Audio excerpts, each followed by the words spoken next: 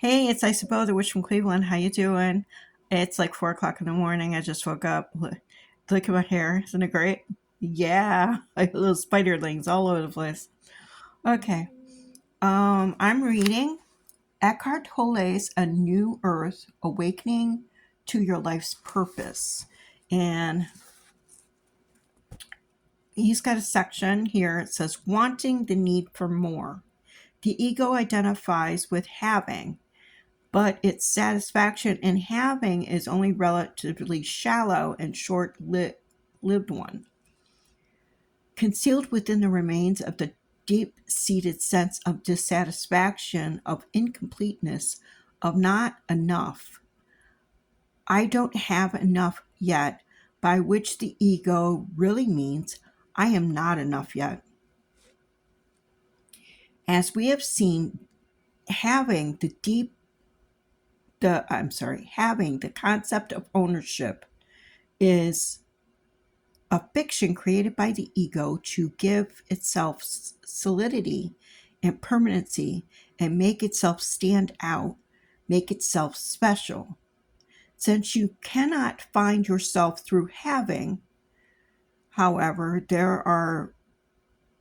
there is another more powerful drive beneath it that pertains to the structure of the ego.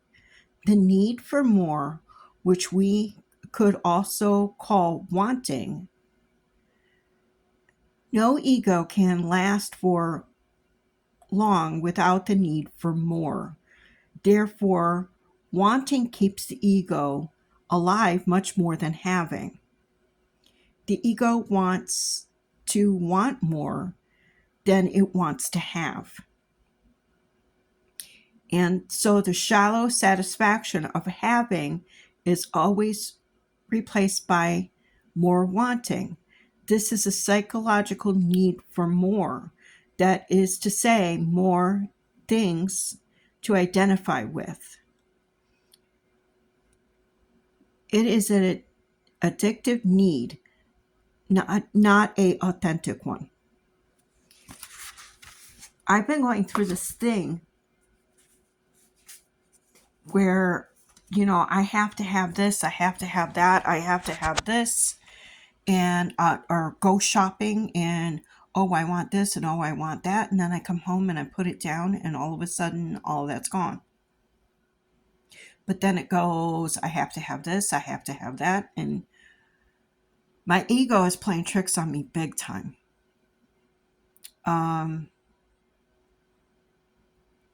Shopping for me has become a stress reliever, but that's my ego telling me that it's, my ego is the one stressing me in the first place. It wants me to go have, so it feels stable. Even though me having actually makes me, myself, unstable financially. So the ego is not on your side.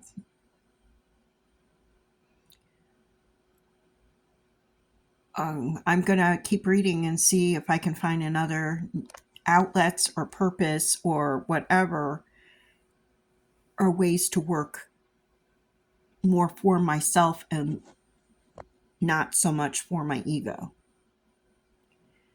Because financially, I'm strapped as all get out, and money is flowing through my fingers like it's nothing. And this is partially nurture and nature combined, as well as ego. It's what I was taught. It was what I was, and it's also what my ego thinks it needs. So I'm going to keep reading. This book is fantastic, and I recommend it to anyone. I really do. I love you, brothers and sisters.